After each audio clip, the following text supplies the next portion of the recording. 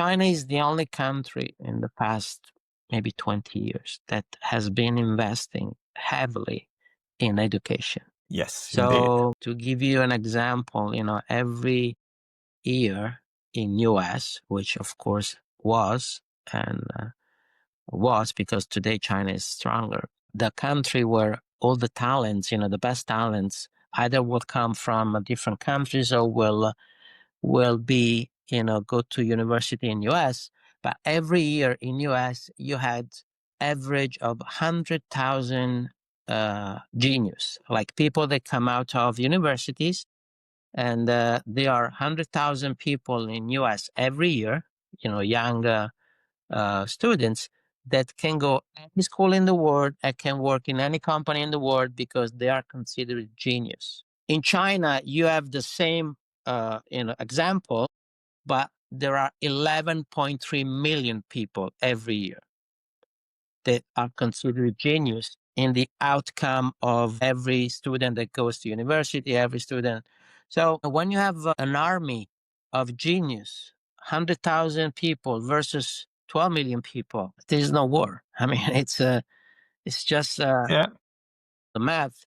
But I can tell you, one of the reasons why I still, since 1999, I go to China and I work with China, it's because they have a long-term visions. They don't care what's going to happen next year or in 6 months or in 2 years. They Yes. only care about, the next 10, 20, 30, 40, 50.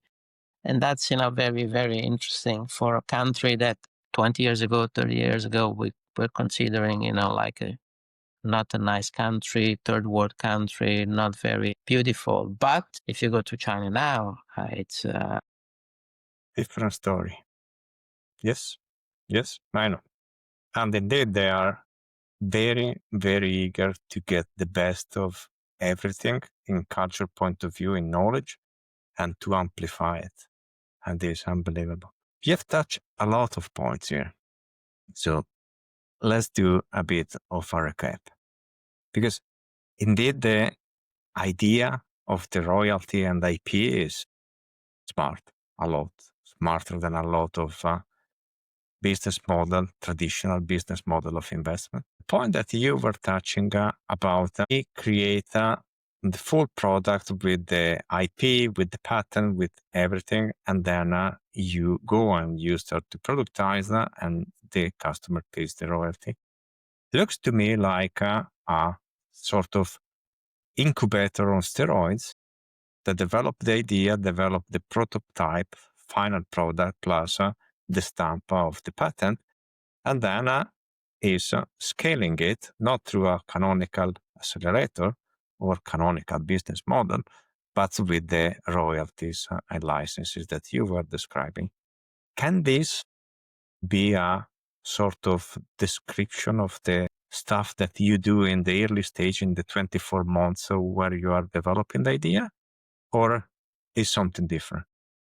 It's a little different because I can tell you that every company that you meet in incubators, accelerators, or wherever, university hub, they barely have a prototype. Sometimes it takes for them 3 years or 4 years because everybody is so focused to make a business plan that will look fantastic instead of working on the product. So when you have a prototype, when I say prototype, it means something that you can do in the lab like in 2 months. But Mm-hmm. people, spend years to make one prototype just to have an idea product, can work. When I say my prototype, it's not a prototype. When I say, we go from prototype to moldings and to everything else, it means we build the company, but we don't create the factory. So the product that we do is the same product that every other company will do if they were going in that business to make that product the priority of the company. The only difference is once we go to the finish line, so we finish the product, we finish the homologation, the certification, and everything. The only difference is we don't make the production to sell the product in the market, we license it to retailers.